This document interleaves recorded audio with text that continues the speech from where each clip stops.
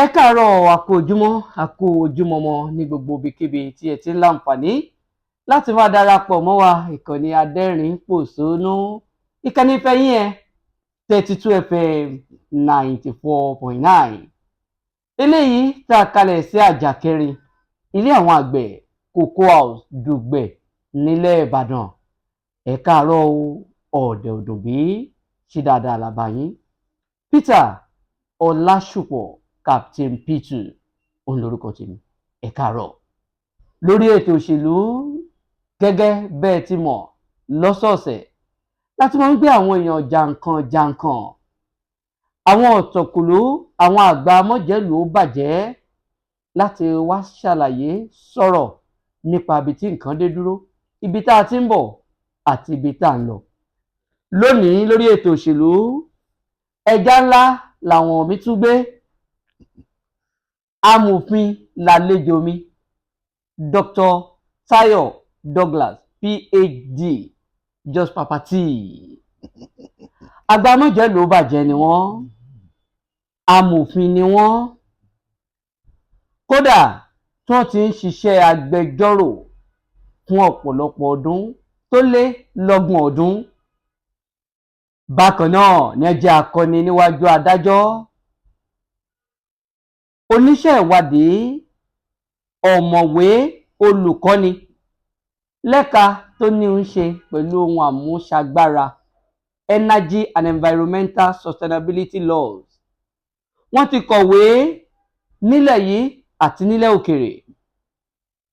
Olówó orí ọkọ̀ Yétúndé Douglas Dr. Tayo Douglas PhD Just Papa T. Director Legal Affairs Yorùbá Kọ̀yà. Bẹ́ẹ̀ni. Bó o lẹ́gbẹ́ Yorùbá Kọ̀yà. Tó akí gbogbo àwọn ojú tí ó ń gbọ́ wá ní ilé ni tàbí lẹ́yìn òde ni. Akí gbogbo ẹ̀yin ọ̀tọ̀kùlú ìlú. Bẹ́ẹ̀ náà la kí àwọn àgbà tí wọ́n ń darí ilẹ̀ Yorùbá ní òde òní. Kí Elédùmarè kó jẹ́ kí gbogbo wa máa rí ṣe. Àmín. Kó jẹ́ kí ilẹ̀ Yorùbá náà kó dẹ̀ jẹ́ kó tòrò. Àmín. Gbogbo ohun tá a fẹ́ k'Ọlọ́run bá wa yọ kúrò. Gbogbo ilé tá à ń gbà ní fífẹ́ k'Ọlọ́run kó bá wa ṣe. Àmín. A kí gbogbo ẹ̀yin etí tí ó ń wò tó ń gbọ́ wa àti ojú tó ń wò wá. Ojú náà ò ní fọ́ o. Àmín. Bẹ́ẹ̀ ni etí náà kò ní dì. Àmín. Ọlọ́run á jẹ́ ká túbọ̀ máa ríra wa pẹ́pẹ́. Ọmọ ìlú wo ni Dr. Tayo Douglas? Ọmọ bíbí inú ìlú Àkùnù Àkókó ní ìpínlẹ̀ Àkókó ní ẹ̀ka ti Àkókó North East Local Government ìpínlẹ̀ Ondo State. Ọmọ ìpínlẹ̀ Ondo ni. Bẹ́ẹ̀ ni. Torí Douglas ń dàbí ìgbà pé àbáwọn òyìnbó kan táwa padà múlẹ̀ kó mọ̀ lọ mọ́. Bẹ́ẹ̀ ni. Ó yẹ kẹ́yìn náà béèrè lọ́wọ́ àwọn tó ń jẹ́ Jacob Samuel àbí nǹkan kan ní gbogbo yìí. Níbo lẹ ti rí orúkọ tẹ̀ ń jẹ́ náà?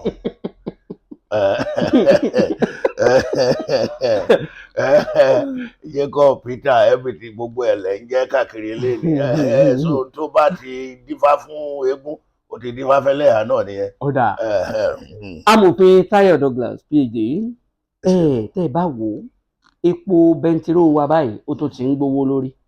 Ẹ̀ka tẹ́ ẹ ṣì mọ̀ dojú òun náà rèé.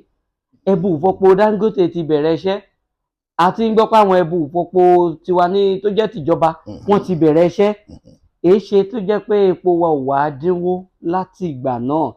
A tún gbọ́ pé 5% surcharge yóò tún wà lórí àti epo tá a wọ̀ lọ́dọ̀ wa ń bí o àti tí wọ́n bá gbé wá látòkè òkun tó fi mórí dísù wọ́n ní yóò bẹ̀rẹ̀ ní ọjọ́ kìíní oṣù kìíní ọdún tó ń bọ̀ lábẹ́ òfin owó orí tuntun new tax law.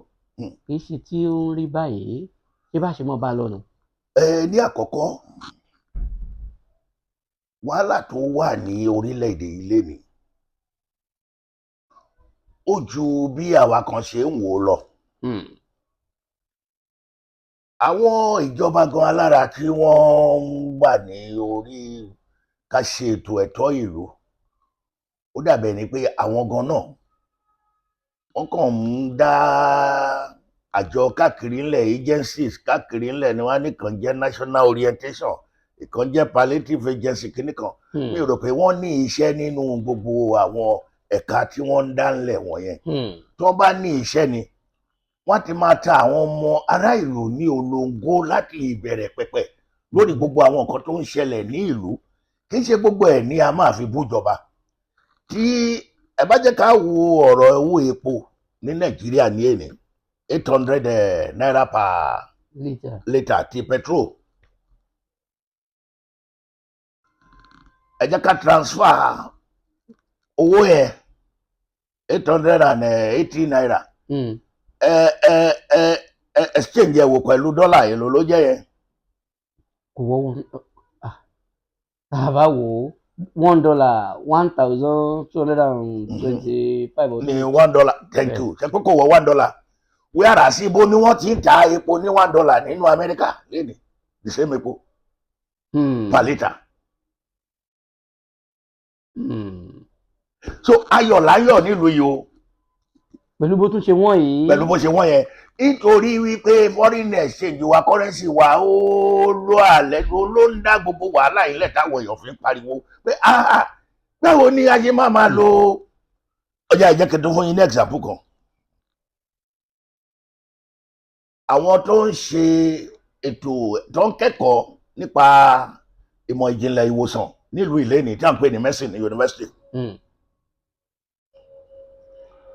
Ẹ dárúkọ yunifásitì tí wọ́n ti ń san 250,000 naira per annum ní Nàìjíríà ní ara àwọn public school ní mo sọ yìí o. University of Ibadan ni University of Lagos University of Ife àwọn school tó gbówó lórí àmì tó ń gbórúkọ lórí tó ń jẹ́ olórí wa mi sọ àwọn school àṣẹ̀ǹbáyé tó ṣe ń ṣe nowadays tó ń pè ní private school tó ń lọ 1 million gbogbo tó bá wù wọ́n kàn bá pè ní fi wọn bẹ́ẹ̀ school tíjọba dánlẹ̀ ẹ sọ ibi tí wọ́n ti ń lọ school ní owó tó ga ju 250,000 naira lọ lára àwọn school tí mo dárúkọ yẹn University of Ife University of Lagos University of Ibadan kàmátò wá sọ ti ìlú àwọn aráàtọ̀hún Ahmadu Bello University University of Nigeria Nsukka àǹkó àwọn ọmọ wa dẹ̀ ṣe mẹ́sìn bẹ́ẹ̀ wọ́n yege wọ́n fagagbága pẹ̀lú gbogbo àwọn tó ń wà káàkiri ní gbogbo àgbáńlá ayé wọ́n dẹ̀ tún excel bí wọ́n tún ṣe dáadáa ju àwọn òyìnbó kan lọ níbi tí wọ́n ti gbé ṣe iṣẹ́ despite pé inú kòkò dúdú wọn ẹ̀kọ́ funfun ti jáde ibi ló wà ẹ̀kọ́ funfun wọn wá jáde. Ẹ jọ̀ọ́ ẹ dárúkọ yunifásitì tí ẹ̀yin mọ̀ nínú ìlú ọba ká bẹ̀rẹ̀ láti UK ká lọ Germany ká lọ France ká lọ káàkiri ká tó dé Amẹ́ríkà ẹ dárúkọ yunifásitì kan tí wọ́n ti tuition fee fún ìmú ọmọ onílùú fúnra rẹ̀ tó jọmọ òyìnbó tó jọmọ bíbí òyìnbó indigene 10,000 tuition fee ò less than 10,000 pounds per annum. Ẹgbẹ́ 10,000 pounds yẹn ṣéǹjì ẹ̀wà sí náírà ká wo iye tó jẹ́. Ordinary nìyẹn o àwọn onímẹ̀sìn tún máa ga o àwọn onílọ̀ máa ga o àwọn oní engineering gbogbo aviation wọ́n máa ga o. A kàn mú níbi kékeré pé minimum 10,000 pounds tuition fee owó iléèwé ẹ translate ṣèjì 10,000 pounds sí náírà ká mọ iye tó jẹ́. Ta ló ti fi irú owó yẹn lọ school níbí ní public school wa kò sí. So tí ẹ bá wo báyẹn ẹ rí i pé à ń yọ̀ nínú ìlú yìí à ń yọ̀ ní orílẹ̀-èdè Nàìjíríà a ò rí yàn sọ fún wa pé à ń yọ̀ ni.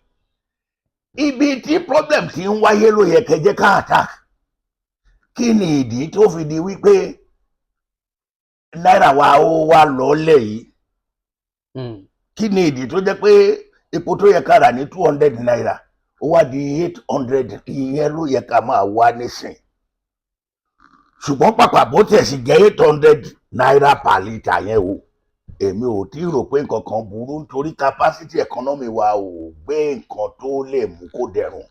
Ṣé ẹ rò pé nígbà táàrẹ Tinubu dé bẹ́ẹ̀ni tí wọ́n lọ ń sáré sọ pé àwọn ti yọ subsidy o subsidy ti lọ ọ̀rọ̀ ká ṣe exchange rate wa kó jẹ́ unified kíní o ẹ̀yin gẹ́gẹ́ bí ẹni tó jẹ́ agbẹjọ́rò lẹ́ka ohun àmúṣagbára gbogbo yìí ṣé ẹ rò pé bí ìṣòro Nàìjíríà ti bẹ̀rẹ̀ rèé àárín epo tẹ́lẹ̀ 100 and kìíní kan láyé sọ̀rọ̀ tá ààrẹ sọ ohun tí mo kó bá Nàìjíríà. láyé Yorùbá bọ̀ wọ́n nígbà wo ni má kú ò ní kú ńgbà wo ni má kú ńgbà wo ni ò ní kú bí a bá wí a ó kú bí a wí ọ̀run alákejì là lọ́nà ńgbà wo ni má ṣe ò ní wá kúkú ṣe báyìí.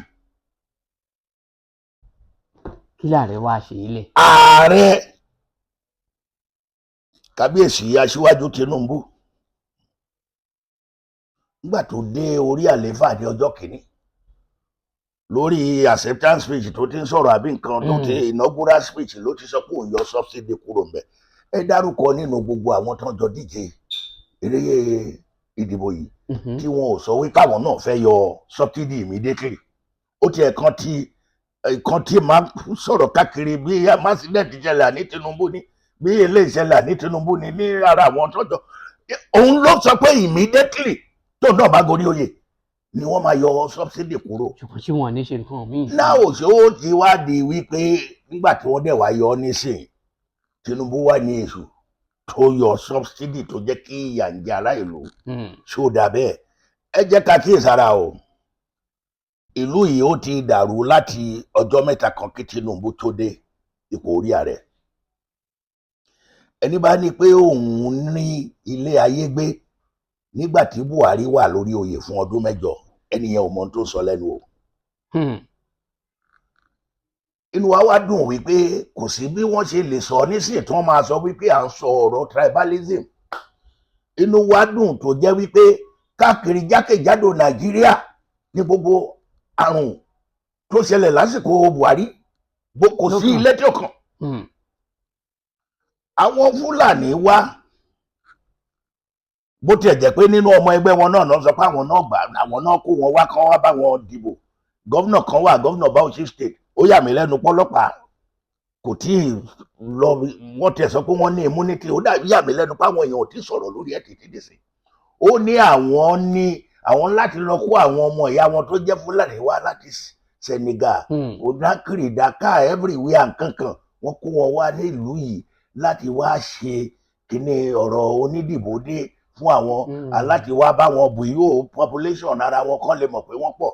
ìkan wá sọ ní Kaduna lẹ́nu ọjọ́ mẹ́ta yẹn nígbà tí wàhálà yẹn dé ó ní nígbà tí wàhálà yẹn dé ní Kaduna lásìkò El-Rufai tó ṣe gómìnà ó láwọn ló dá Bọ́lájí ni ó Bọ́lájí national sport bóyá nìkan commission sport nígbà yẹn ó ní pátì wọn àwọn náà kó Fúlàní wá àwọn náà dáná náà kó Fúlàní wá kán wá bá wọn ṣe àlùmọ̀ǹkọ́rọ́ yí ìbò nínú bí ọlọ́pàá ò gbé dì sí o SSS ò lọ sọ́nà wọnúlẹ̀ o ìsọkò wọn ò rí yẹn wo ó nígbà tí ó dẹ̀jẹ̀ wípé tí wọ́n gbé wọn tán wọ́n wá béèrè owó tí wọn ò dẹ̀ rí owó dá padà fún àwọn òrówó fún wọn kankan òun náà fi ń ṣe gbogbo ìranù tí wọ́n ń ṣe nínú ìlú yìí láti ìgbà tí wọ́n dẹ̀ ti bẹ̀rẹ̀ gbogbo kájínigbé kápá ní dànù ká bà oko jẹ́ ká bà ohun ọ̀gbìn jẹ́ ká ṣe gbogbo ẹ̀ kán mú ìlú kó dàrú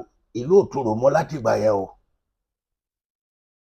àwọn tó ń lọ sóko lókè ọ̀yà wọn ò rí oko lọ mọ́ àwọn tó ń lọ oko lọ́dọ̀ tiwa náà bí wọn ò rí oko lọ mọ́.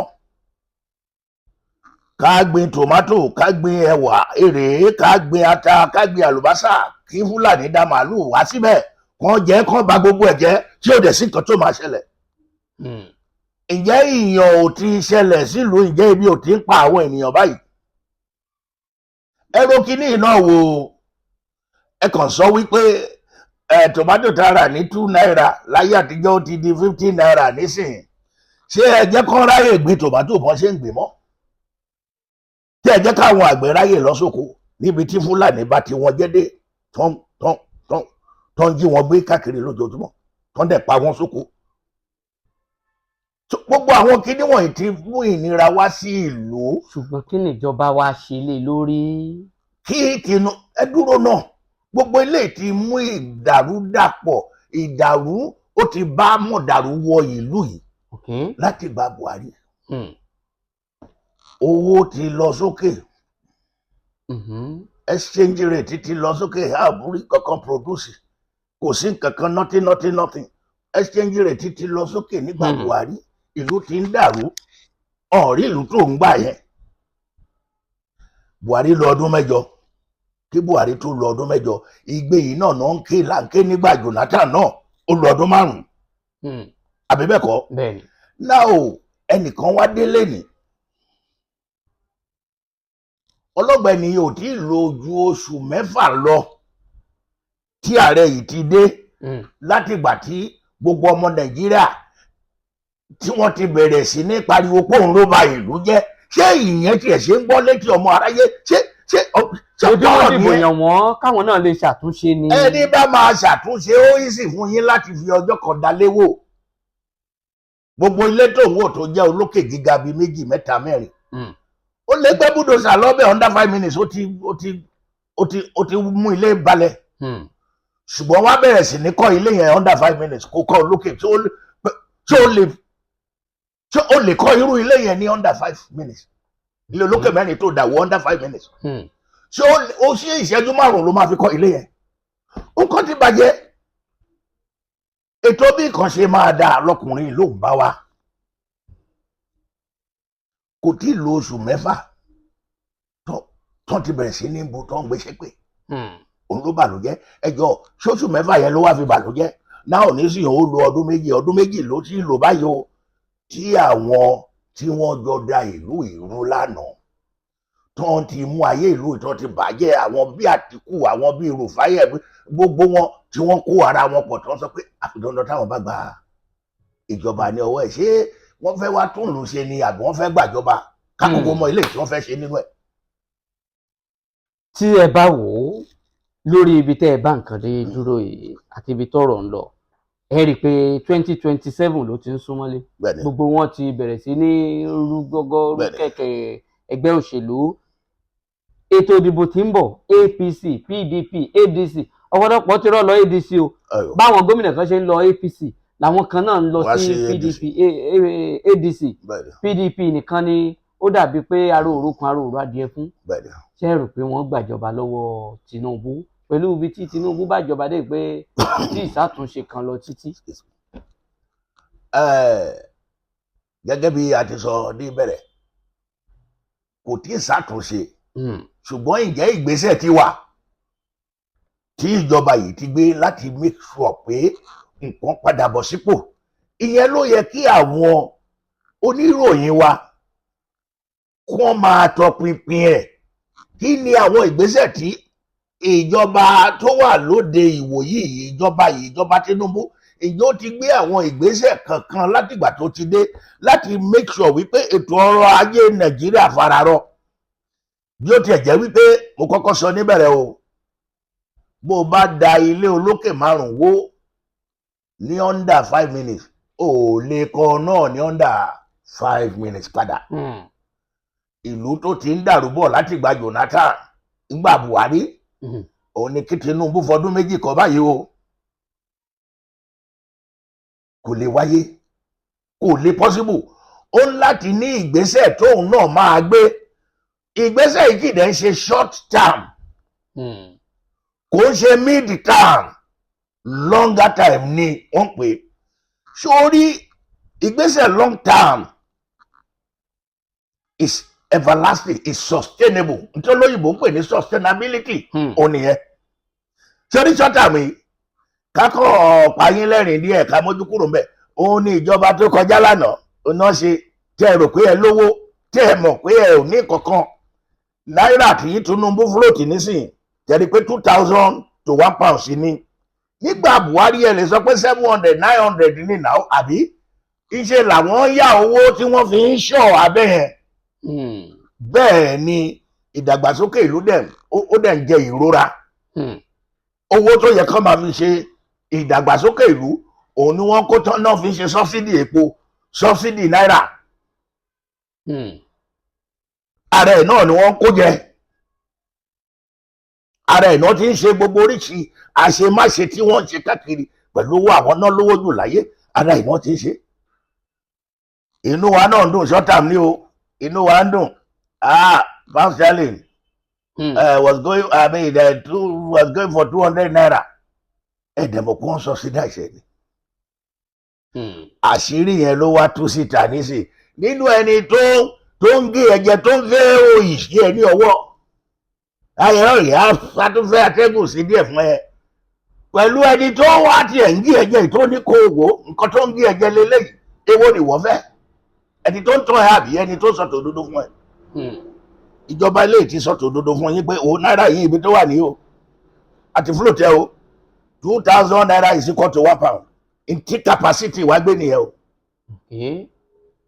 ẹ ló èèyàn búburú ni nígbà Buhari ẹ mọ oye tó jẹ ni naira was going for 2,700 £1 was going for 2,700 or even above wọ́n subsidize ẹ̀dẹ́ level yẹn ni òun lè fi sọ wípé 700 is going for 700 nígbà Buhari jẹ bó wọ 1,000. ṣùgbọ́n pẹ̀lú gbogbo tẹ́ rí pẹ̀lú ìjọba Tinubu yìí kí lẹ lè sọ ń pa ìjọba yìí ṣé Tinubu gan torí pẹ̀lú gbogbo ìfarasọ àti gbáradì wọ́n ní Tinubu ó ṣe sáà kejì ṣé Tinubu yẹ ń sáà kejì àbí ká tó yẹ lómìn náà wò. gbogbo ẹnu àti agbára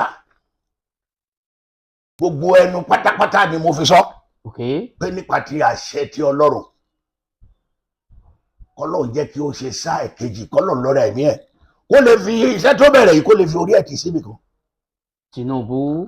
bẹ́ẹ̀ ni mo wí olótú bẹ́ẹ̀ ẹ jẹ́ kí aráyé sọ tó bá wù wọ́n ṣé rí tí òye wa pọ̀ sórí dé àwọn àríwá ní Sẹ́ríkì Ngoma Zamani Ngoma ọba mẹ́wàá ìgbà mẹ́wàá tí ẹnìkan bá délé ní tó ní òun jẹ́ Peter Ọlásùpọ̀ òun ni president wa lẹ́ni mo sọ pé òun náà a tún fẹ́ bẹ̀rẹ̀ ìgbésẹ̀ tiẹ̀ tó yàtọ̀ sí eléyìí tí Tinubu ń gbé lọ́wọ́ ọjọ́ mélòó ló fẹ́ fi ṣe yẹn débi tá a ti ní àmì tí a máa rí i pé ojú ọ̀nà ládẹ ń lọ yìí o so we are going backward ìdí táwọn òbí Yorùbá fi sọ wípé igi eléyìí ò dáa àyọkúrò nínú iná igi tọ̀hún ò dáa àyọkúrò nínú iná ìjọ wo gan lẹ fẹ́ ṣe oúnjẹ jiná ìjọ wo lẹ fẹ́ ṣe oúnjẹ jiná ẹ fi ọkùnrin yìí ńlẹ̀ ẹ̀yin ni kẹ́ ẹ múra sérò ara yín ibi tí gbogbo èèyàn ti ń pariwo lé nípa àwọn fẹ́ jẹ gọ́fúnà àwọn fẹ́ jẹ sẹ́nétọ̀ àwọn olè ló wà bẹ́ẹ̀ olè ni wọ́n jà káàkiri olè ló wà bẹ́ẹ̀ ìdí tó fi rí tí wàhálà débòrò lówó yìí. When a governor is superimposing himself over billions of money tí ó tẹ̀lé wà accountable to anybody tó ń gba ìgbàkúgbà àwọn sẹ́nétọ̀ jókòó mẹ́. ẹni gbàgbọ́ nínú Tinubu. ó ti pọ̀ jù ó ti pọ̀ jù. pẹ̀lú ìgbàgbọ́ tẹ́ nínú Tinubu yìí. bẹ́ẹ̀ni. ṣùgbọ́n ṣe rò pé El-Rufai Àtíkù Peter Obi Arẹ́gbẹ́ṣọlá tí gbogbo wọn jọ sowọ́pọ̀ yìí ṣé Tinubu kan ṣoṣo sì lè rí wọn mú torí tẹ́ bá wo Àtíkù amọye ìbò Àtíkù ní ìbò tó lọ amọye ìbò Peter Obi bàbá ro gbogbo ẹ̀ pọ̀. ìbò mélòó ni Peter Obi ní àwọn Ìgbò dìbò fún Peter Obi period 100% wọ́n dìbò fún ṣé ilẹ̀ Yorùbá tí Tinubu ti wá yẹn náà ṣé òkú ló wà ńbẹ̀ náà àwa náà ò ní population àbí. àwọn yẹn mọ̀ ti papọ̀ báyìí. àgbàgbé yẹn Àtíkù ní population northerner ni kò ṣe sọ northerner àti population yẹn kó fi da ọwọ́ Tinubu kó fi dàdà nígbà yẹn. sí Ọlọ́run bá ti dá kò ṣe farawé ohun tí Ọlọ́run bá ti dá kò ṣe ṣe kí ni kò ṣe farawé.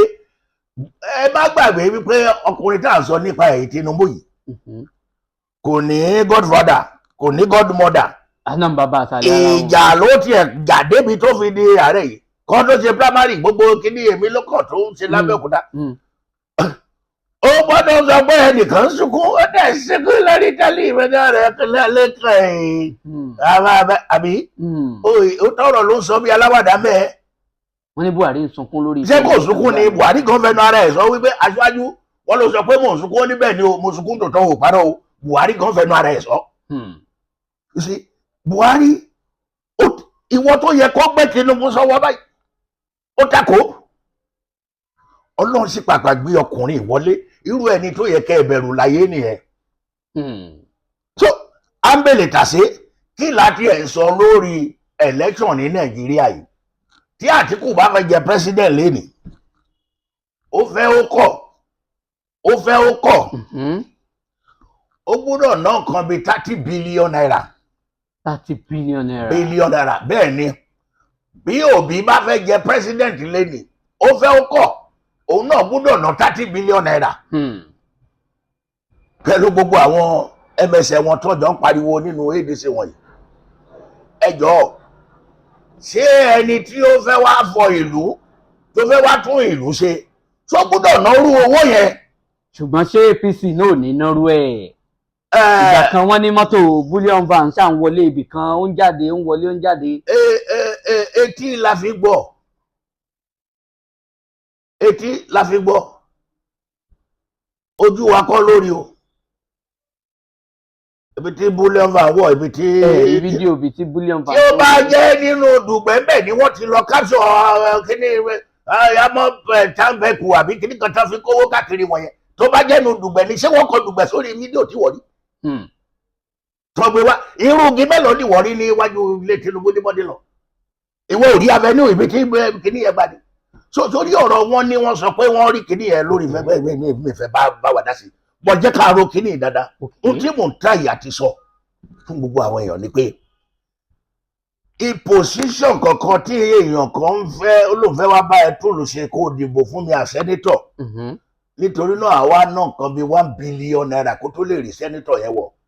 Ayé ìlú àti àwọn ẹni tó bá dìbò yẹn ayé wọn ti ń bàjẹ́, òun la dẹ̀ kóra wá sí táyé ìlú ń bàjẹ́ láti ọjọ́. Ṣùgbọ́n àwọn tó wà ń bẹ̀ iná ò náwó. Wọ́n pọ̀ dúró, a máa dá dúró láti nìkan. À ń gbọ́ $25,000 ń jọ sí $10,000, $5,000. Ó ní mo ní jáde. Ó ní mo ṣe ní tẹ́ bá fẹ́ kí àtúntò àti àtúnṣe wá sínú ìlú tá a wà lédè o. Ẹ̀yin ẹ ṣẹ́ẹ̀kì electoral procedure yín wò. Kẹ́ jẹ́ kí gbogbo ìlú pa wọ́pọ̀ kí wọ́n dúró kí wọ́n ní pé sẹ́nétọ̀ o gbogbo owó tó bá máa gbà lóṣooṣù kò ní ju 50,000 lọ.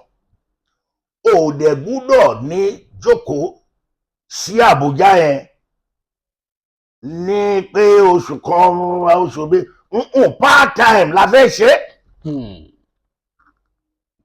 Part time à ń wá àwọn tí ó lè tún ìlú ṣe. Ìlú yìí ti dàrú ju ọ̀rọ̀ tí ó wà nílẹ̀ yìí. Nítorí náà nǹkan owó part time la máa san fún sẹ́nétọ̀ kò dẹ̀ gbúdọ̀ ju 50,000 naira lọ. Ọ̀rọ̀ residency house ní Àbújá kò ṣẹlẹ̀. Kì dẹ̀ ń ṣe gbogbo ìgbà ni wọ́n máa meet. Ìgbà tó bá wà necessary part time ni wọ́n máa jókòó náà ṣe gbogbo. Mi báwọn èèyàn béèrè fàtò tó ń gbà náà. Mo ń bọ̀ bí wọ́n ṣe fẹ́ ṣe nìyẹn, kò ní sí kan tó ń jẹ́ House of Rep. Then gómìnà 100,000 naira ní owó ẹ̀ ní oṣooṣù. 100,000 ní owó ẹ̀ ní oṣooṣù. Ìwọ dẹ̀ kọ́ ló máa ní access sí owó ìlú, owó state tó ń govern as governor. Civil public servant, Ministry of Finance, àwọn career servant tí wọ́n lè mú, tí wọ́n lè ṣẹ̀wọ̀n títí wọ́n lè bàjẹ́, àwọn ni wọ́n máa ṣe ètò ìṣúná bí wọ́n ti fẹ́ ná owó. House of Assembly, State House of Assembly too, owó wọn 50,000 naira. Wọ́n dẹ̀ ní máa meet ní gbogbo ìgbà. Kálukú gbájúmọ́ iṣẹ́. Wọ́n gbájúmọ́ iṣẹ́ wọn kọ́ máa wà ní pé kò ní sí ẹni máa ra fọ́ọ̀mù láàárọ̀ là tí wọ́n bá gbé kíní yẹn kalẹ̀. Kò sí ẹni máa ra fọ́ọ̀mù ìdìbò nílùú láàárọ̀ la. Ṣé Tinubu wà bá wa ṣe léyìí? Ṣé Tinubu lè ṣe? Ìwọ lọ béèrè lọ́wọ́ àwọn Nàìjíríà tí tribalism ti mú ayé wọn tó ti bàjẹ́ hàn wọ́n. Àwọn Yorùbá ní kò ṣe Tinubu ẹni kan ṣoṣo. Ẹni torí ẹ̀ bá pé jù nínú ibi tí orí àwọn èèyàn ò ti pé, òun gangan lórí ẹ̀ ò pé. Orí àwọn èèyàn tó ń sọ wípé kò sí industry mọ́ nílùú yìí. Ó sọ̀rọ̀ nípa ìnáwó wa nísìnyí. Ààrẹ Tinubu wọ́n wá ń bá wa ná owó Nàìjíríà, wọ́n láwọn fún àwọn Super Falcons. Wọ́n fún wọn ní $100,000. Dọ́là bẹ́ẹ̀ ni. Wọ́n fún wọn nílé, wọ́n fún wọn ní OON. Bẹ́ẹ̀ ni. Àti bẹ́ẹ̀ àwọn basketball team náà, àwọn náà tún dé wọ́n gbàmì ẹ̀yẹ bọ̀. wọ́n tún pín báyìí náà bẹ́ẹ̀ni. tí owó yìí ó pọ̀ orílẹ̀-èdè tí ń yáwó gbọ́ bùkátà. Jọ wọ́n ní yẹniyẹni kí a tún lè ṣe èmi ní Yorùbá ń wí. Èló ni owó tán fún wọn tí gbogbo wa ń pariwo lónìí báyìí? $100,000. $100,000. Èló lè pé tí Nàìjíríà wà pàdé. Ẹ má pè tí situation kan pé. Pépà lówó yìí. Àwọn wà nílùú àdá nígbà mọ bí wọ́n ṣe ń ná ni. Kí ló dé tá a wà ná tá a rẹ. Àwọn mọ bí wọ́n ṣe ń ṣe ni èlé tá à ń jí nínú ẹ̀ ló pọ̀ jù. Èlé táwọn adarí wa olórí wa jí ó ní ò jẹ́ kí ìyá kó bá bàbá tán mọ́ ní ò jẹ́ káṣọ yẹ ọmọ yẹ mọ́ ọmọ yẹ tìrì wòwò kọjá. Sórí bí wọ́n bá fẹ́ tò ìlú yìí dáadáa ó ní mo ti sọ fún ẹ yìí o. Ọ̀rọ̀ à ń ṣe sẹ́nítọ̀, ọ̀rọ̀ à ń gba mílíọ̀nù lóṣù, ọ̀rọ̀ à ń ṣe gbogbo ẹ̀ full time, kọ́kọ́ káńsù ẹ̀ ná kí àwọn tó bá láyà pé wọ́n fẹ́ fọ ìlú yìí. Kí lè wá rí sọ́rọ̀ owó bọ́ọ̀lù yìí, owó tí wọ́n pa àwọn oníbọ́ọ̀lù. Láti tún lè encourage àwọn ọmọ tó ń bọ̀ ni, tó bá wo àwọn tó ń gbá bọ́ọ̀lù nílùú òyìnbó fún tíìmù lásán tó ń jẹ́ professional. Kí báwọn ọmọ Nàìjíríà ń gbá bọ́ọ̀lù professional nílùú ọba àbí wọn gbá ní. Ṣùgbọ́n ara àwọn tó jáde yìí ni mo bọ̀ àwọn ọmọ Nàìjíríà gbá professional nílùú ọba àbí wọn gbá ní. Àwọn Kánú Okocha ń táwọn ọmọ yẹn fi owó ṣe lénìí. Inú ibo náà ti rí ṣé wọ́n lọ dáná ni àbí wọ́n gbé cocaine. Ebi oyè tí wọ́n gbà ní pound sterling náà translate eléyìí kan sì fáwọn kìíní ìkòtò kan táwọn ọmọ yẹn mú lọlé lọ́sẹ̀ nígbà tó ń gbá bọ́ọ̀lù àtàwọn tó ń gbá lọ́wọ́ nísìnyí. Kò jẹ́ báyìí kò tó. So ẹ má jẹ́ kí poverty ẹ̀ ó ti jẹ wá ní ọpọlọ. So Yorùbá dẹ̀ ní nǹkan kékeré àjọ àkúṣẹ̀ ní ojú nǹkan kékeré ó máa ń jọ àkúṣẹ̀ ní ojú òní gbogbo ilé tẹ̀rí owó wo ló pọ̀ jù lọ. Ibo lẹ ti fẹ́ rí ọmọ tó máa dúró lọ́jọ́ kejì wá báyìí sáré. Ṣùgbọ́n aláwọn títì tí nǹkan ṣe ètò ìlera wa àwọn ilé ẹ̀kọ́ wa dẹnu kọlẹ̀ àròwó náà sí àti lọ yáwó ni. President nìkan ló máa ṣe gbogbo ìwọ̀n yẹn. Don't forget that wọ́n sọ wípé èló gan lówó tí wọ́n ná yìí. Ṣé president ló tún máa bá yín ṣe ètò ẹ̀kọ́ ètò ilé ìwòsàn yín nínú state tẹ́wà àbí gómìnà yín ní kẹ́bí? Gómìnà ní kẹ́bí. Nígbà tí gómìnà bá jókòó sí state tó lóun ò ríṣẹ́ ṣe tó mọ kankan ju kọ́ máa jó káàkiri ijó orí burúkú kọ́ máa ṣe pátí káàkiri kọ́ máa bẹ̀rẹ̀ sí ní ra mọ́tò tó jẹ́ pé ìpọ́nrípọ́ bá wọn ò lè afford personally nígbà tí wọ́n ti jẹ gómìnà. Living down larger than the life itself. Kọ́ má tiẹ̀ lè ronú pé àwọn ọmọ graduate wọn jáde nínú fọ̀rísà nínú ilẹ̀ Yorùbá ti wáyé. Kí gómìnà wa tiẹ̀ jókòó kan fọwọ́ pọ̀ kan ní wípé àwọn ọmọ University of Ife Ìbàdàn, University of Lagos, College of Agric tí wọ́n jáde wọ̀nyí tí wọ́n ṣe agric study. Agric engineering wà nù wọn, everything wà nù wọn, animal science kíníkan gbogbo ẹ̀ wà nù wọn tí wọ́n ríṣẹ́ yìí. Ǹjẹ́ kò yẹ kí a lọ wá pilot farm sí gbogbo all local government of my state, for instance irú Lagos state yìí. All the 47 àbí 40 whatever local government ọba náà ní 57 kọ́ dẹ̀ wá pilot farm síbẹ̀. Jẹ́ ká fi Lagos kò lè dùn sọ ní Lagos wọ́n ti fi ilẹ̀ wọn wọ́n ti tà fún àwọn ọmọ Ìgbò wọ́n dẹ̀ ti fi kọ́lé tán. So jẹ́ ká sọ pé irú Kámúpínlẹ̀ Ọ̀yọ́, Kámóndò. Wọ́n dẹ̀ wo gbogbo all the local governments that made the state. Kí wọ́n dẹ̀ dá irú kíní wọ̀nyí lẹ̀ fún àwọn ọmọ yẹn. Ok, ẹ bẹ̀rẹ̀ láti bí tó bá ti ń yọrí sí rere nínú ẹ̀ náà lẹ́yìn fúnra yín tún máa tún lọ dá sí ìletò ìmíràn. Because of what? Fight against food insufficiency. Kó tẹ̀ kọ́kọ́ bẹ̀rẹ̀ níbẹ̀ yẹn. Ṣé bí a sọ wípé tí ebi bá wọnú iṣẹ́ bó ṣe. Àwọn tó dẹ̀ jẹ́ technical student nínú wọn ẹ wá kínní kan náà fún wọn. Ẹ set up mechanical garage. Ẹ lọ agboolé mechanical village ẹ set up nínú bẹ́yẹ. Àwọn tó bá ṣe welder kan máa ṣe welder nínú wọn. Àwọn tó bá ṣe kíní automobile kan máa ṣe nínú wọn kankan. Irọ́ ẹ ò rí tiwọn rò.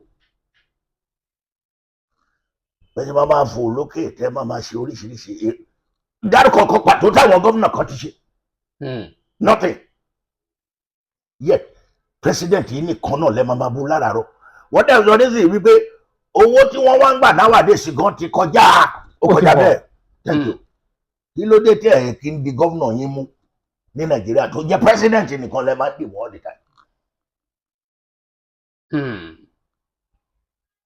ẹ jẹ́ abọ́sábàlá àbọ̀ mi ẹ jẹ́ nìkan tó fẹ́ kí òfin fìdí múlẹ̀ ṣùgbọ́n ṣáájú ètò ìdìbò ọdún 2023 ẹgbẹ́ Afẹ́nifẹ́re lábẹ́ bàbá Ayọ̀ Adébánjọ tí wọ́n ti dolóògbé báyìí wọ́n sọ̀rọ̀ kan gbà náà wọ́n ní Yorùbá kọ́ ló kàn Tinubu yìí ti wá di ààrẹ tó ń ṣojú Yorùbá ṣé ẹ rò pé ìran Yorùbá wọ́n yan àwọn ẹ̀yà Ìgbò jẹ báyìí pẹ̀lú pé àwọn ò gba eléyìí ṣùgbọ́n àti ìfọwọ́ rẹ̀ àti fi yan àwọn míì jẹ.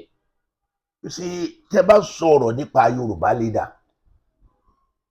ó ní bó ṣe jẹ́. bó ló ṣe jẹ́.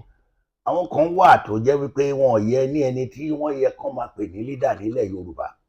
bíi.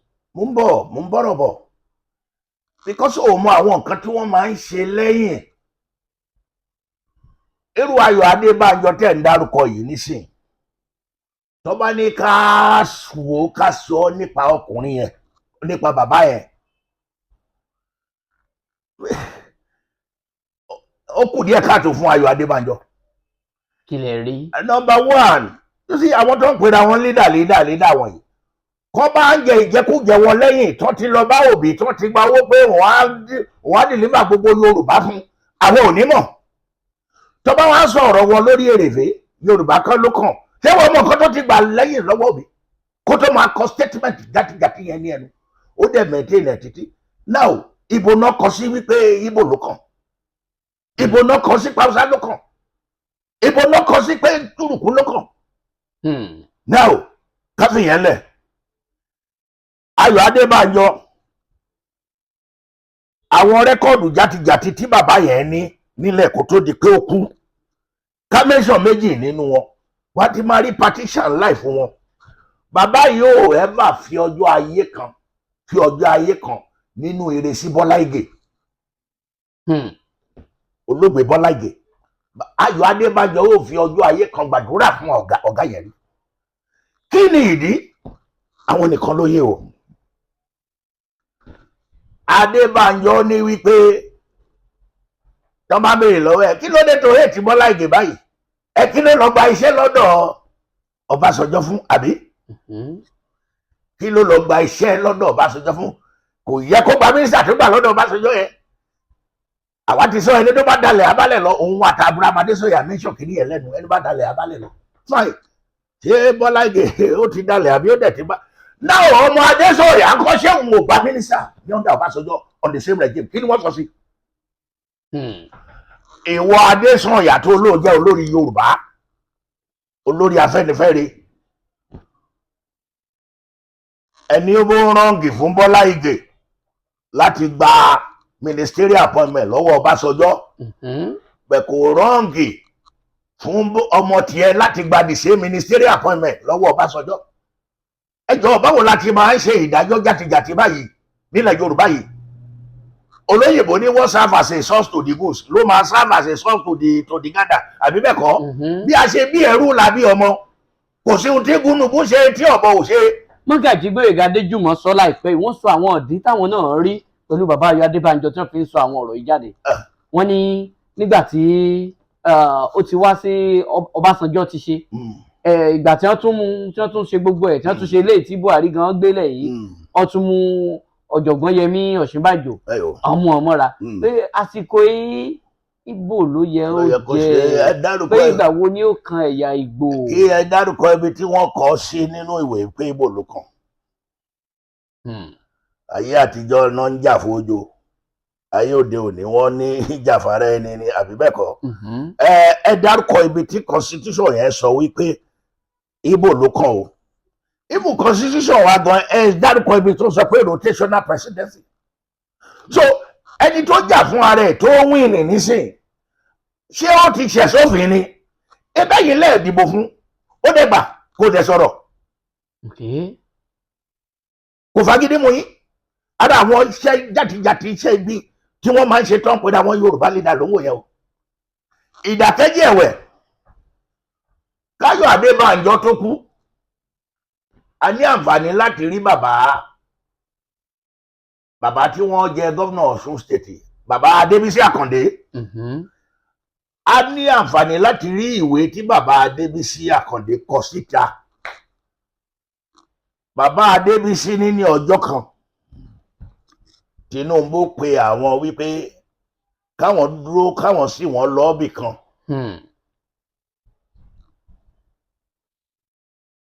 káwọn bá ti lọ ni wọ́n location kan ni wọ́n ti sọ Tinubu ti sọ fáwọn káwọn sì wọ́n lọ́ọ̀bì kan nígbà tó dẹ̀ parí occasion yẹn àwọn wá níbo ni wọ́n ní káwọn sáré dé ilé bàbá Ayọ̀ Adébánjọ yìí nígbà wọ́n dé ọ̀dọ̀ nígbà tí wọ́n lọ bàbá Àkàndé ní Tinubu dẹ̀ gbé sí ọ̀fọ̀ àti everything ní ilé tó kọ́ fún bàbá Ayọ̀ Adébánjọ olódẹ̀ fi hàn wọ́n pé tó fẹ́ lọ present ẹni o nǹkan lè fún ní Lẹ́kì àbí bẹ́ẹ̀ kọ́ Ayọ̀ Adébánjọ faraya ó ṣe gbogbo ẹ̀ nígbà tí wọ́n máa sọ̀rọ̀ yẹn síta wọ́n jẹ́ débẹ̀ pẹ̀lú ní mo tán present ìwé ẹ̀ ṣe nígbà tí bàbá Àkàndé wá ń sọ síta Ayọ̀ Adébánjọ bẹ̀ sí níjà ń ṣe kékeré I've instructed my lawyer to go to court ṣé ìwọ rí lọ́ọ̀yà kankan court to decide ṣé wọ́n sùn Àkàndé rí lórí ọ̀rọ̀ yẹn kí ló dé tí wọ́n ṣe máa ń tan ara wọn jẹ tí wọ́n máa ń rò pé wọ́n ń tan gbogbo èèyàn jẹ.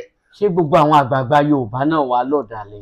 ṣé gbogbo àgbààgbà Yorùbá ṣùgbọ́n àwọn tí wọ́n gbé orí ara wọn síta ń gbà yẹn ọ̀dàlẹ̀ gbà ni wọ́n ń ṣe ènìyàn owó jẹ ọba ní orí gbogbo wọn. ṣé ẹ nígbàgbọ́ nínú Afẹ́nifẹ́re. Afẹ́nifẹ́re tẹ bá ń ṣe tẹ pè é ní Afẹ́nifẹ́re tẹ ní Yorùbá lónìí pé ikọ̀ Yorùbá ní irú àwọn Ọbásanjọ́ yẹn irú àwọn Akíntọ́lá irú àwọn Fani Káyọ̀dé irú àwọn tí wọ́n lè sí nínú Afẹ́nifẹ́re rè bá mo kàn lórúkọ yẹn mo lórúkọ àwọn tó ti kú àtàwọn tó wà láyé for an example pé Yorùbá ni o ṣé Afẹ́nifẹ́re ni àbá Afẹ́nifẹ́re ẹlẹ́ṣẹ̀ àgbègbèmọ̀ ọmọ Yorùbá Afẹ́nifẹ́re ẹni Yorùbá Afẹ́nifẹ́re ẹ tẹ̀ sí ní àwọn kan sínú àsọ̀tá àtọ̀dàlẹ̀ ẹ ṣe wá ọ̀nà kẹ ẹ lọ parí gbogbo nǹkan tó bá jẹ́ differences yìí nílé ayé kẹ pa ọwọ́ pọ̀ sójú kan. Ọbásanjọ́ kò láìkí Yorùbá kò ṣe gbá kò ṣàwo ìjẹ́wọ̀ pé Ọbásanjọ́ rí bàbá kí ló dé tí òfin láìkí Yorùbá wọ́n lẹ̀ láìkí Yorùbá kí ló dé kò jẹ́ kó sọ fún ẹ. Awólọ́wọ̀ ńgbà ló wà láyé wọ́n nínú bàbá yẹn lé wọ́n ní kò kí ń dárí jiyàn àwọn ìsọ̀ǹgbé ẹ̀ iṣẹ́ kan sọ pé bàbá ẹ máa suspend o kí ọba ṣe yẹn máa foríjì o kí làwọn ìsọ̀ǹgbé àwọn irú èèyàn bíi Ayọ̀ Adébánjọ wọ̀nyí kí ni wọ́n máa ń sọ báyẹn wọ́n nígbà tí wọ́n mọ̀ pé bàbá yẹn burú kí ló dé tí wọ́n náà lọ ń ṣẹ́ sọ̀rọ̀ nìyẹn nígbà tó mọ̀ pé ó burú kí ló dé tó lọ ń ṣẹ́ ṣùgbọ́n àkàrà dé orí akáyín nísìn ó di ogun ó di tẹlòmíì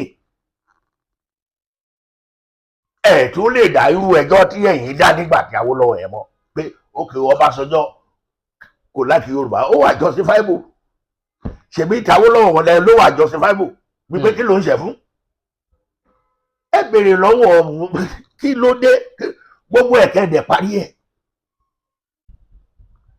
irọ́ àfi ibi tí nǹkan ti dàrú torí tó bá ti ń dàrú yẹn làwọn kan máa ń rí jẹ. torí tẹ bá wò Afẹ́nifẹ́re lásìkò bàbá olóògbé bàbá Ayọ̀ Adébánjọ Peter Obi Labour Party ní àtìlẹ́yìn àwọn Afẹ́nifẹ́re renewal group àwọn ní ti Tinubu làwọn ń ṣe èṣe tí Yorùbá ń takora wọn bẹ́ẹ̀ tí ara tí wọn ní ohun kan tí gbogbo yín máa ń lọ lọ́tọ̀ọ̀tọ̀. ara tí à ń sọ láti bẹ̀rẹ̀ nìyẹn pé ibi tó ti máa wá rí ọ̀rọ̀ tí mò ń sọ nìyẹn pé kò sí lídà kankan nílẹ̀ Yorùbá ọ̀dàlẹ̀ ní gbogbo wọn tó bá ní lídà ni àgò kan á ti kó ẹyẹlé pọ̀ mọ́ adìyẹ wọn láti ọdún yìí. Yorùbá ò ládarí kankan. wọn ní adarí olè onírọ́ játijàti òní gbogbo wọn Ayọ̀ Adébánjọ tí wọ́n sọ yìí ṣé òun ni Afẹ́nifẹ́re leader ni àbí bàbá Fáṣọ̀rántì l'Ákúrẹ́? Bàbá Fáṣọ̀rántì ni ó dìgbà tí ó bá di ẹ̀yìn ìgbín kan tó fi ìkara àwọn ẹ̀wọ̀n ìkòkò. Bàbá Fáṣọ̀rántì sì wà ní ayé ó sì ṣe gbogbo ẹ̀. Ìwọ yìí tó jẹ́ ó dẹ̀ hàn rí mọ́ kíní yẹn ó dẹ̀ meanwhile bàbá Fáṣọ̀rántì ti rí wà játijàti lọ́wọ́ wọn many years ago tó ń sọ pé àwọn ò tiẹ̀ ṣe mọ́ tó tún lọ ń bẹ̀ ń gbà yẹn pé kó padà ó padà báyìí wọ́n dẹ̀ dé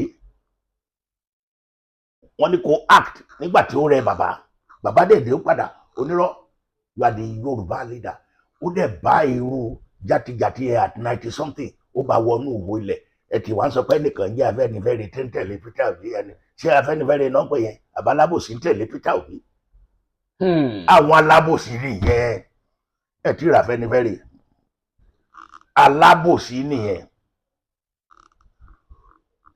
Má gbàgbé pé mo sọ fún ẹ bàbá 90 something tó ń tẹ̀lé Peter Obi káàkiri tó ń yó lórí dashboard ńgbà yẹn tó ń bẹ̀ sí ṣe àbí very good ṣe ojú lásán ṣe ìyàwó rẹ̀ àbí. Kí lẹ̀yin rí? Ẹ jẹ́ ká lọ mọ̀ nǹkan tí Peter Obi ti kó sí lápò. Ẹ̀yin rò pé bóyá wọ́n ti gbowó? Lọ́pọ̀lọpọ̀ gbọ́n bàbá sọ ọ́ ta pé n tó fi sọ n tó tọ́ àti n tó yẹ. Òfin wo ló sọ pé ibo ló kàn ó la ní ká béèrè yìí. Ẹ jẹ́ àwa báyìí kí lè ròǹgbà yín lórí ọ̀rọ̀ kí Yorùbá náà dá dúró kí wọ́n dá orílẹ̀-èdè lọ́rọ̀ àtúntò bá ṣe pé gbà náà ni nǹkan ó wá sí ìmúṣẹ kí ló dé tó le díẹ̀ fáwọn tó ń jà fún ọ̀rọ̀ Yorùbá? Sunday Igboho jà fetafeta ọ̀jọ̀gbọ́n Bánjí Akíntóyè gbogbo wọn ni wọ́n gbìyànjú pé kí ilẹ̀ Yorùbá kó di orílẹ̀-èdè. Kí lẹ̀yin amòfin tẹ́ ẹ̀ tí wọ́n lẹ́yìn ó láwọn nǹkan kan tí wọ́n ṣe lọ́nà òfin tí òfin tí tẹ̀wá lọ́ni àbí kí ló yẹ á ṣe láti gbà á? Lórí ibi tẹ́ ẹ lọ yìí ó wà interesting gan ó wà interesting gidi ó wà interesting gidi. Ní àkọ́kọ́ wọ́n ní ìlú kò ń wà kó má ní olórí nígbà tí àwọn ọ̀dọ́ tó yẹ kí wọ́n di olórí lénìí nílẹ̀ Yorùbá nígbà tí wọ́n ti rí gbogbo kátikàti Afẹ́nifẹ́re bí afẹ́ni gbogbo kátikàti wọn yẹn wọ́n kó ara wọn jọ ká má bẹ̀rẹ̀ sí ní dárúkọ wọn ará ìlú mọ̀ wọn wọ́n wá dá Yorùbá World Congress sílẹ̀ wọ́n wá gbé àwọn bàbá Akíntóyè wọ́n gbé wọ orí ibẹ̀. Mo rò wípé kò sí ibi tí wọ́n ti sọ pé Yorùbá fẹ́ dá dúró nínú ìlànà yẹn mi sọ pé ìlànà Yorùbá tó wá dálẹ̀ kẹ́yìn o Yorùbá World Congress YWC mo bá bàbá Akíntóyè ṣiṣẹ́ dáadáa o bí ìsọ tójú mi ò rí o. Kí ni gbogbo yín jọ mọ̀ ńgbà náà ń búlẹ̀ kábíyèsí? Àní pé wọ́n fẹ́ dá Yorùbá nation ńlẹ̀. Kò sí inú àdéhùn. Àdéhùn tiwa ni wípé bí wọ́n ṣe bí ẹrú ni wọ́n ṣe bí ọmọ ẹnìkan ò lè gàba lórí ẹnìkan nínú ìlú yìí. There are more than 770 something tribes that made up Nigeria. Fúlàní nìkan ò lè dé kó ní kò síbi tí wọn ò ṣe jẹ́ kó máa fọwọ́ lálẹ̀ everywhere wọn dẹ̀ mú jẹ lójoojúmọ́. Òun ló bí gbogbo wàhálà wọ̀nyí. Ṣé báwọn Haúsá náà yarí lé ní. Ṣùgbọ́n gbà tátúntò wàá ṣe é ṣe mo mọ̀ ní béèrè fún nǹkan míì. Àwa ni òkè fáyì. Kí ni ara àwọn nǹkan tó dá wàhálà yìí ńlẹ̀? Sórí ìwé pàǹdùkú tí wọ́n ń pè ní constitution yẹn a rí pé ìwé yìí number 1 ni kò dáa. Ẹ jẹ́ ká bẹ̀rẹ̀ nísìnyí ká bẹ̀rẹ̀ sí ní jà fún àtúntò tí wọ́n pè ní restructuring. Tí ó bá dẹ̀ máa ṣàtúntò constitution ìgbúdọ̀ lọ. In other words ìgbà tá a wà ní regionalism 1963 constitution gan la target pé 1963 constitution pre 1966 ni à ń sọ pé kán dá padà tó ń bá dá padà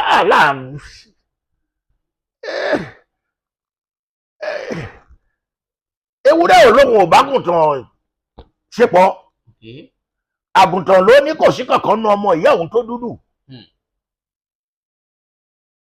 black sheep among the family ó ti gbọ́rú ẹ̀ rí àgùntàn ò gbúdọ̀ ewúrẹ́ ni ewúrẹ́ ló máa Yorùbá a ò ní àbẹ́ nìbọn ní ṣepọ̀ ṣùgbọ́n nígbà kẹ́ni kankan gàba ní orí wa constitution yìí ni kẹyà àgbésẹ̀gbẹ́ ká gbé regionalism wa tá à ń lò láyé ọjọ́ yẹn padà ibi tá a ṣì wà nìyẹn àgbà tó di oní ọ̀rọ̀ oní Yorùbá nation dé Yorùbá eléyìí dé tó bá dẹ̀ wo Sunday Igboho mo rò pé ọmọ yẹn jáde síta pé òun fẹ́ gba Yorùbá nation immediately báyẹn ibi tó lọ ní gangan ó ní wọ́n lọ ń pa àwọn èèyàn òun wọ́n kidnap wọn wọ́n pa wọ́n rape wọn nǹkan kan everything wọ́n dẹ̀ ti wá jẹ ọba lé àwọn ará ìlú òun lórí ní gangan ibẹ̀ ló lọ ọ̀nà ó tí gbogbo sábàsúlà yìí ká ṣe gbogbo ẹ̀ tó fi dé ayó dẹ̀ so bí ọ̀rọ̀ ṣe wá di wípé láti 2022 náà ti kó tàwọn pípù tó sọ yẹn pé àwọn ti lọ sí United Nations United Nations dẹ̀ ti sọ pé Yorùbá nation ó máa wáyé láti 2020 àbí kìí ṣe 2022 náà fún yín àbí 2022 láti à ń gbọ́ tí wọ́n sọ nígbà yẹn. Kí ló dé tí ò wá sí mo ṣe. Ṣé bí wọ́n ṣe ń gba nation nìyẹn ni. Bó náà ṣe ń gbà á. Ṣé bí wọ́n ṣe ń gba nation nìyẹn ni. Ṣé kìí ṣe pé torí tán ti di tán fẹ́ gbà á. Ó ní wọ́n ṣe ní àti Sunday Igboho àti bàbá àti ọ̀jọ̀gbọ́n Banji Akíntóyè tí wọ́n fi dèrò Benin tí wọ́n fi di pé ẹ̀mí Sunday Igboho òde ń gbà náà wọ́n níjọba Buhari ó dúró lé wọn lọ́rùn ìjọba Tinubu ló tún wá wà ń bẹ̀ yìí tó tún jẹ́ Yorùbá sí Yorùbá ìrànwọ́ wo làwọn náà ń ṣe. ẹ jẹ́ ká tún wò báyìí ṣe tẹ́ ẹ bá fẹ́ gbọ́n tó pípé ọ̀rọ̀ yìí kí nation kan tó lè dá dúró. Yes. Under the African Human and People's Right, which has been domesticated to be part of Nigerian law, constitution, human right, a community, a race has the right to determine how he wants to govern himself. Self-determination.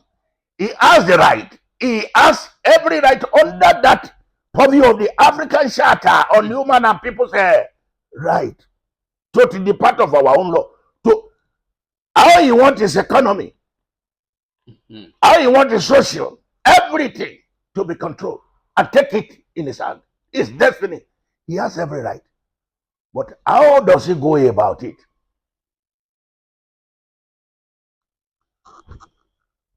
Are there any laid down procedure? Are there any laid down rules? Ask these people to answer for him at one time or the other. Tí wọ́n ní wọ́n ṣe Yorùbá leader yìí, bóyá they submitted anything síbẹ̀ débi tí wọ́n ti answer wọn wípé wọ́n máa fún wọn ní autonomy ní jẹ́bi 2022 náà máa fún wọn autonomy ọkọ̀ bẹ̀rẹ̀ ní 2020 covid dé ọkọ̀ fi yẹn kó wa lọ́bẹ̀jẹ̀ ó tún di 2021 nígbà tó yá wọn ní by August 2022 àti máa dé ibi ìlérí tà lọ yìí. Have you followed the laid down rules? It's not for me here to be saying what the rules are. Have you followed the laid down rule? Is there any petition before the United Nations to this effect? None, my brother. Lelo wo. Ṣé pé wọn tẹ̀lé lánàá? Bàbá dá mi lóhùn. Kí ló dé tẹ̀yin ò ràn wọ́n lọ? Wọ́n ta ni lọ́wọ́. Abẹ́yìn ò fẹ́ kí ayá ní orílẹ̀-èdè. Orílẹ̀-èdè Yorùbá tán lè fẹ́yìn gan náà ní mínísítà fún ètò ìdájọ́. Jẹ́ ká fèsì reality lẹ́ni ọ̀rẹ́ mi. Jẹ́ fèsì reality. Sórí a fẹ́ ní orílẹ̀-èdè yẹn. Kò sí ẹni tí ò ní jẹ ìyá ẹ̀. Aláwọ̀ orílẹ̀-èdè. Àti Hausa ni àti Yorùbá ni àti Igbo ni àti everybody ni.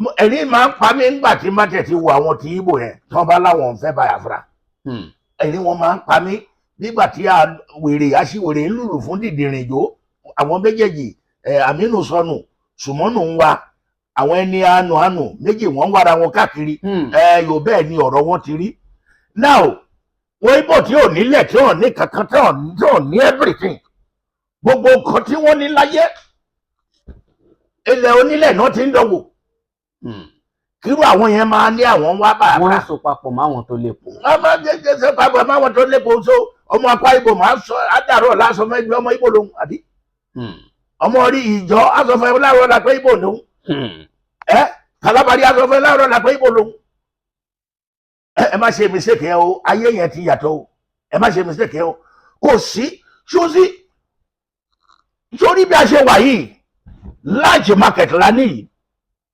large market ló wà ní Nàìjíríà yìí in other words tí Yorùbá bá wà láyé ẹ̀ pre-1966 tó dá wà láìsí wà ní ọrùn ẹ má gbàgbé pé ilẹ̀ Yorùbá yìí náà làwà tá a fi ń ṣe ọkọ wọn ní kékeré làṣàmọ tó fi ń ṣọkọ ẹyẹ lóko ilẹ̀ Western region yẹn láwà Western region Western ṣe pre-66 tá à ń kọ́ Cocoa House tá à ń kọ́ university. ìdí táwọn náà fi ń fẹ́ orílẹ̀-èdè rèé. tá à ń ṣe gbogbo àníìdí orílẹ̀-èdè sẹ́ ẹ má ṣì mí gbọ́ tí a ní orílẹ̀-èdè ńgbà tá à ń ṣe gbogbo yẹn ni ta ló yọ àwọn lídà wa lẹ́nu kan má kọ́ ọ̀gọ̀ tó fẹ́ kọ́. ṣùgbọ́n wọ́n béèrè àtúntò ẹnìkan kan. mo ń bọ̀ bàbá mi ẹ má gbàgbé pé ìlú ìlàwà jẹ́ nílẹ̀ Haúsá wọ́n ní tó bá rí Greensboro Haúsá nígbà yẹn àmì Greensboro northerner wọ́n ti ní ká má pè wọ́n ní pé kíní mọ́ Greensboro tó wà ní northern part of Nigeria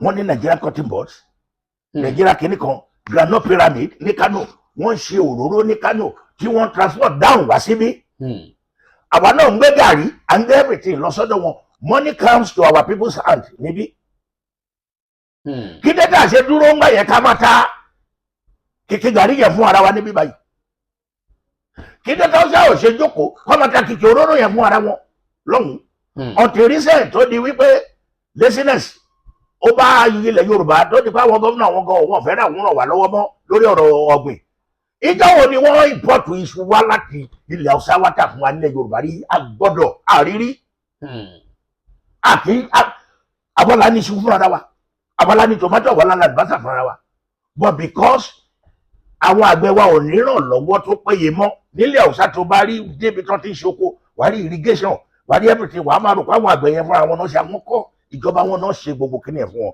lóòrèkóòrè wọn ní heavy yield àwọn ò ní níbí so títí kíní ẹ̀ wá fi da ojúlulẹ̀ ló di pé tá a bá ti rí ata nílẹ̀ Haúsá láàárọ̀ ìní àníjọbẹ̀ bá a rí kíní ṣé tí wọ́n bá dá kíní state yìí yẹn náà lẹ̀ tí wọ́n dá Nàìjíríà yìí yẹn lẹ̀ àbí kíní Yorùbá nìyẹn ìbọ̀lẹ̀ fẹ́ rata ìbọ̀lẹ̀ fẹ́ rí tòmátò ẹ kọ́kọ́ bẹ̀rẹ̀ sí ní gbìn nísìnyí ẹ bá import ọ̀rọ̀ import yẹn bí mi nínú import náà là ń ṣe lọ́wọ́ láti nọ́ọ̀tì wá báyìí ẹ stop wẹ̀ sórí when you are fighting an independent war you are that fool to call it political war you are that stupid to call it independent federal economic war no kọ́kọ́ máa ń jà Yorùbá ní ẹjọ́ là ń kọ́ ká tó kọjá.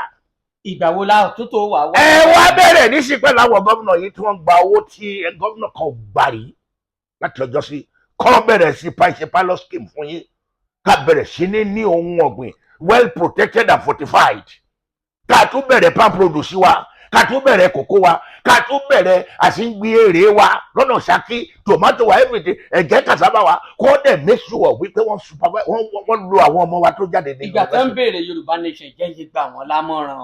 èyí náà wà nù ẹgbẹ́ Yorùbá Kọ̀yà gẹ́gẹ́ bí director legal affairs. bẹ́ẹ̀ ni nǹkan táwa dẹ̀ ń sọ náà nígbà yẹn ní economic independence. tí o bá ti ní economic independence ó ti ní ohun gbogbo. Tinubu kọ́ ló ní decision iṣẹ́ ẹ má fà á sí ọ̀rọ̀ yìí rárá. olórí wa nílẹ̀ Yorùbá káàkiri láti Kwara láti Delta láti Kogi títí tó a fi dé Èkó Àkété tiwa Aromisa lẹ́gbẹ̀lẹ́gbẹ̀ yìí àwọn ní kẹ́ lọ pa ẹ̀tù sínú wọn pé kí wọ́n jọ wọ́n jẹ́ ká bẹ̀rẹ̀ ìgbésẹ̀ yìí food and self-sufficiency ẹni bá bá ti rí ó mà ti lóhun gbogbo wò Bíbélì sọ wípé tó o bá ti mú kan àbí bẹ́ẹ̀ kọ́ ìyókù it will be added unto you àbí bẹ́ẹ̀ kọ́ náà ti sọ so báyẹn ni ẹ jẹ́ ká tiẹ̀ bẹ̀rẹ̀ láti ibẹ̀ yẹn empty kini threat Yorùbá nation Yorùbá tẹ̀ lè gba sọ fáwọn èèyàn wípé kí ni implication what are the status báwo lè ṣe bẹ́ẹ̀ forget it now economic independent tọ́sọ́ bá fẹ́ ta tòmátò wọn kán lọ tà fún wọn ní Kútọ́nù àbí kán lọ tà fún wọn ní Nìjẹ̀ kán lọ tà fún wọn nílẹ̀ ibòmí nítorí pé kò sí rísì mọ́ láti tà bí ẹ ti ní bẹ́ẹ̀ náà fẹ́ tiẹ̀ ká gàrí tó bá náà gbà ẹ gbàgbé pa ẹ̀ kébi má ṣáà ti pa wá ni ó ní bá a ti ń ṣe ní 1963 wọ 1966 orí àtúntò lè fẹ́ báyìí. bẹ́ẹ̀ ni bí wọ́n ṣe ń ṣèlú nìyẹn gbogbo wa la ní ìdára wa you need the north and the north needs you. àtúntò yìí ìjọba àpapọ̀ náà nílò láti bá wọn dá sí i pé kí wọ́n tó di pé ẹ ti lẹ́kùnjẹkùn ẹlẹ́kùnjẹkùn ọwọ́ ìjọba náà ló wà. àní kẹ́ fi ọ̀rọ̀ ká kọ́kọ́ ṣe láti lé. ẹ kọ́kọ́ ṣe àtìlé bẹ́ẹ̀ ni ẹ kọ́kọ́ ṣe láti lé kébi má pàdéléwó kó má pàjẹ́ mọ́ akógun má jà jẹun lè kó má jà ẹ kọ́kọ́ bẹ̀rẹ̀ yẹn. ẹ já wá sórí ọ̀rọ̀ àwọn ọba wa àwọn lọ́balọ́ba ìjà àgbà tí wọ́n wáyé láàrin wọn ní gbogbo ìgbà yìí bó o ní kí ni títọ́ àwọn ọba gan-an kí ni tá a fẹ́ sọ ń pa wọn. lágbájá mo jù ẹ lọ ọ̀rọ̀ ló wà bẹ́ẹ̀. tá a là gbà nínú gbogbo wọn yìí. kíní kan mo jù ẹ lọ ọ̀rọ̀ ló wà bẹ́ẹ̀. you see unfortunately àwọn èèyàn tó ń kó sídìí kínní yìí tó fi dá ilẹ̀ Yorùbá rú k'Aláàfin má gbà fún Ọọ̀ni kí Ọọ̀ni má gbà fún Aláàfin kì í ṣe àwọn bàbá wa Ọọ̀ni àti Aláàfin Ìsìnlàsọ ti àwọn tó gbéṣẹ́ lájú yìí o wọ́n fi bà ilẹ̀ Yorùbá jẹ́ pátápátá ká ní àwọn bàbá yẹn ríra wọn tán dáadáa kán rí wípé wọ́n máa kú lọ́jọ́ kan bóyá wọn ò ronú ẹ̀ torí ìkan tẹ̀ ń pera ẹ̀ ní ikú bàbá yèyé ọdún gbogbo ọba Yorùbá ló ń jẹ́ ikú bàbá yèyé ṣùgbọ́n ikú bàbá yèyé Aláàfin tí yóò yẹ ní jẹ́ bẹ́ẹ̀. gbogbo ọba ilẹ̀ Yorùbá pátápátá ni kó má rò pé òun nìkan ló ń jẹ́ bẹ́ẹ̀ gbogbo ọba nílẹ̀ Káàárọ̀ Oòjíire ni ó ń jẹ́ ikú bàbá yèyé láti ìlú wa ní Bìní wá síbí ìlú wa ilẹ̀ Yorùbá ìlú wa ó ní Bìní pè ní ikú àpọ̀lọpọ̀lọ̀ ikú bàbá yèyé ikú kíni àpọ̀lọpọ̀lọ̀ tó jẹ́ bẹ́ẹ̀ nìyẹn oríkì ọba Oǹdó ikú àpọ̀lọpọ̀lọ̀ ni ọba Ìdànrè ikú àpọ̀lọpọ̀lọ̀ ni ọba Ìwọ̀ ikú àpọ̀lọpọ̀lọ̀ ni ilẹ̀ Olújì ikú àpọ̀lọpọ̀lọ̀ ni títí kan ọ̀nà kan lọ́nà rẹ̀ àwọn kíni ikú àpọ̀lọpọ̀lọ̀ ni gbogbo ọba ilẹ̀ Yorùbá ló ń jẹ́ ikú bàbá yèyé are you getting it now ìjà lóde lórí dòwe lòun ń lo tiẹ̀ ń gbà yẹn pé òun ikú bàbá yèyé òun superior sí orí everybody. Aláàfin ti ìlú Ọ̀yọ́. gbogbo ọba ilẹ̀ Yorùbá ló jẹ́ kó bàbá yèyé lọ sí fáfẹ́ ní now bàbá Síjúadé àwọn náà ni àwọn jẹ́ Olúwayé ibi tí wàhálà yẹn tó le tó nígbà yẹn Aláàfin Adéyẹmí àti bàbá Síjúadé tó wà lórí wàhálà yẹn gbà yẹn tó mọ̀ wípé àdá wọn ó ń ba ilé ara ẹ̀jẹ̀ wọn láwọn ń bá akọ nínú jẹ́ wọn mọ̀ pé ilé ara wọn làwọn ń bàjẹ́ ní gbogbo ìgbà tá à ń sọ yìí bàbá ní àwọn ń jẹ́ bàbá láwọn ń jẹ́ Olúwayé ìyẹn Ọọ̀ni of Ifẹ̀ ńgbà náà bí ìmọ̀ ọkọ̀ tó tún wá kó sí wọn ní ìrònú padà náà sọ pé inú rédíò náà tẹ̀sí àná lọ́jọ́ ẹ pé kẹ́nikẹ́ni má pè wọ́n ní Olúwayé mọ́ o Ọlọ́run nìkan lolúwayé o kankan ó ti ń jẹ́ àrólé padà sí ṣé o ti rí gẹ́gẹ́ wọ̀nyẹn. All this necessary in life àwọn méjì tá à ń sọ yìí dá gbogbo náà wà lẹ́nu. ipa àwọn méjèèjì ló da ọ̀rọ̀ oní lọ́balọ́ba. àwọn ọdẹ ní kọ́kọ́ ló dàrú àwọn ọ̀tá wa náà wà nú àwọn tí wọ́n máa ń da iná sí láti ta wá àwọn ló wà yẹ kán ronú ara wọn wò wípé n tí a fẹ́ fà lọ́wọ́ yìí ǹjẹ́ ó máa jẹ́ kílẹ̀ Yorùbá tòrò ǹjẹ́ ó máa jẹ́ kílẹ̀ Yorùbá níyanjú tí ẹnìkan bá wá bẹ́ẹ̀ tó ní kó máa tọ̀ sí kó kọ̀dí síta kó máa tọ̀ sílé ó yẹ kó kọ ìdí padà kó tọ̀ sílùú ẹni báyẹn lójú kó lè mọ̀ wípé ìkànnì wà táwọn. ṣùgbọ́n tá a làgbà nú àwọn méjèèjì. ẹ máa sọ̀rọ̀ àgbà ìsírì yìí ti wà ńlẹ̀ ó ti wà ńlẹ̀ tí wọ́n bá bẹ̀rẹ̀ lọ́wọ́ gbogbo Yorùbá lénìí wọ́n ní ibo lẹ ti ṣẹ̀ wá kò sí kankan tí ò ń sọ wípé Ilé Ifẹ̀ ni àbí bẹ́ẹ̀ kọ́ tọ́yọ̀ bá wà ńlẹ̀ ńgbà yẹn ó yẹ ká ti kúkú mọ̀ wípé tó Ọ̀yọ́ láti ṣẹ̀ wá nígbà yẹn ṣebí kò sọ̀yọ̀ ńgbà yẹn now wọ́n dẹ̀ tún sọ pé ọmọ Ọ̀rànmíyàn náà ló lọ dá agbègbè yẹn náà kalẹ̀ àbí nǹkan kan náà ìgbà tí wọ́n wà ní Ifẹ̀ tí gbogbo Yorùbá ti tójú rere ti mọ́lé ayé tí gbogbo Yorùbá ti wá yẹn ṣé wọ́n ló lórí ń bẹ àbí wọ́n ló lórí tẹ́ bá mọ̀ yẹn kílẹ̀ ń wá ẹnìkan sorry excuse me ẹnìkan làgbà ẹnìkan lélẹ́yìí ẹnìkan tòlótòló ẹnìkan ní pẹ́pẹ́yẹ kí là ń wá yẹn fún yẹ you see sórí gbogbo kàtígórì ọba lẹ́nìí títí kan ọba àgbọ̀ títí kan ọba ìlú kan wà ní after Ìdúàní lọ́nà Ìfọ̀nmẹ́ ọba ibẹ̀ ó sì wà ní skul lọ́wọ́ youngest ọba nílẹ̀ Yorùbá nísìnyí.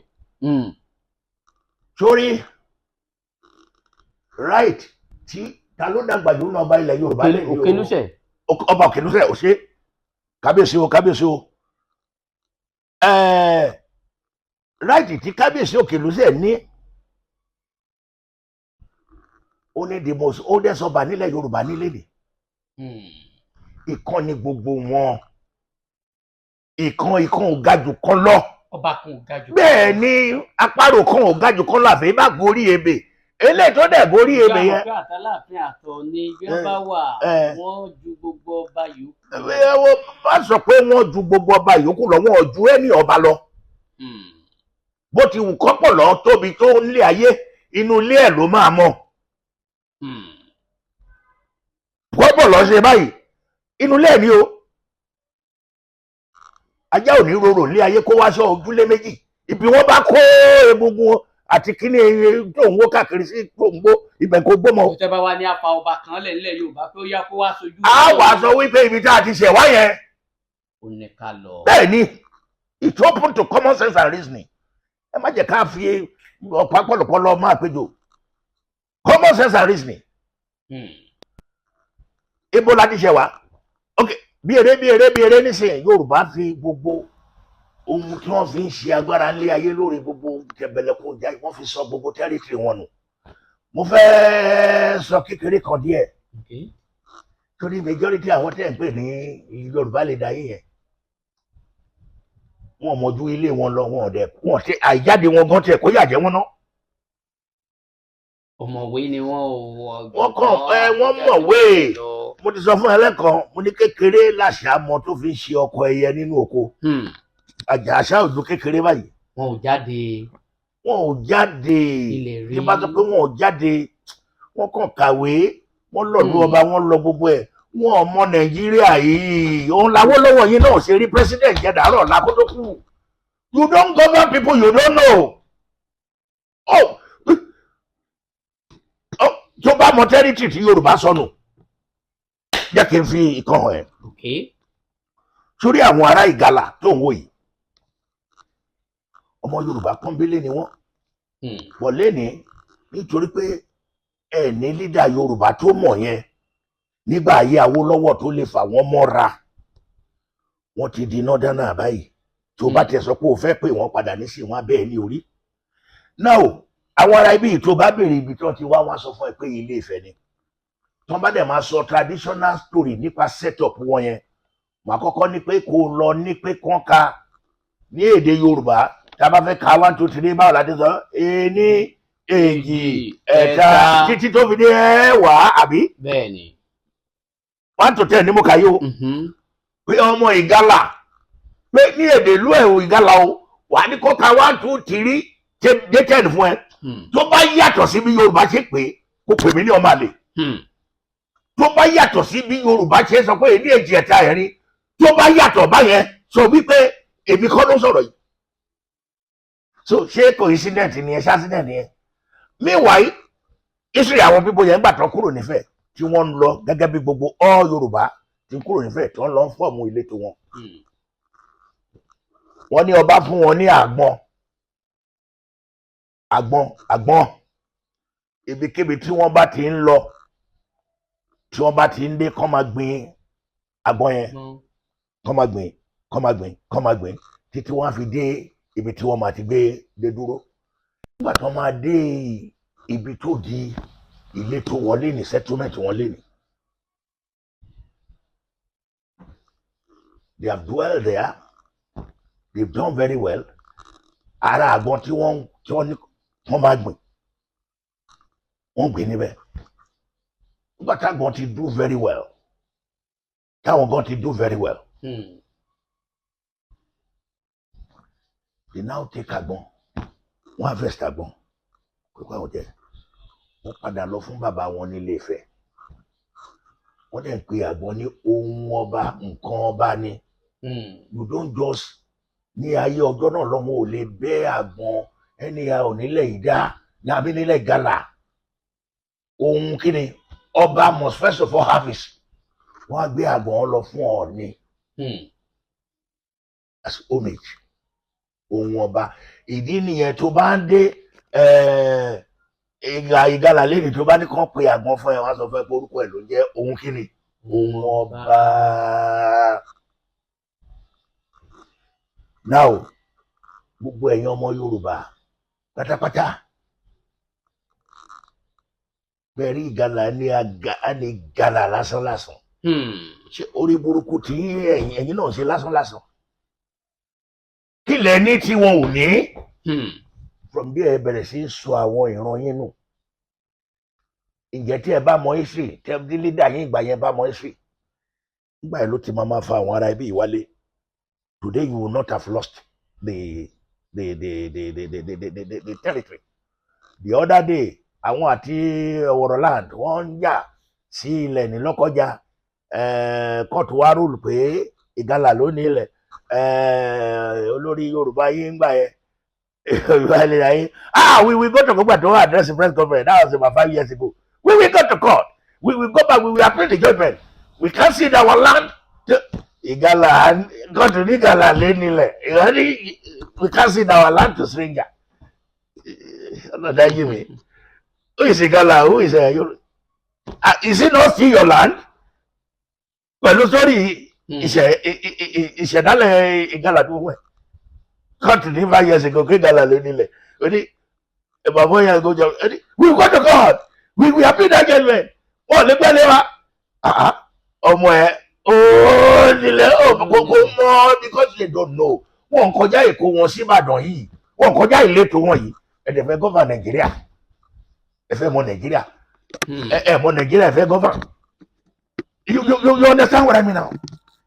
Tábàdẹ̀ nìkan gbà wá tí ó jẹ́ wípé Ọlọ́run yọ̀ǹda fún díẹ̀ kò síbi tá àti ìfẹsẹ̀já nílùú yìí pé ká tiẹ̀ wá bá wọn sọ̀rọ̀ wípé ẹjọ́ báyìí náà ti ń ṣe kí gbogbo agbẹnusọ̀hún ni àmọ́ kankan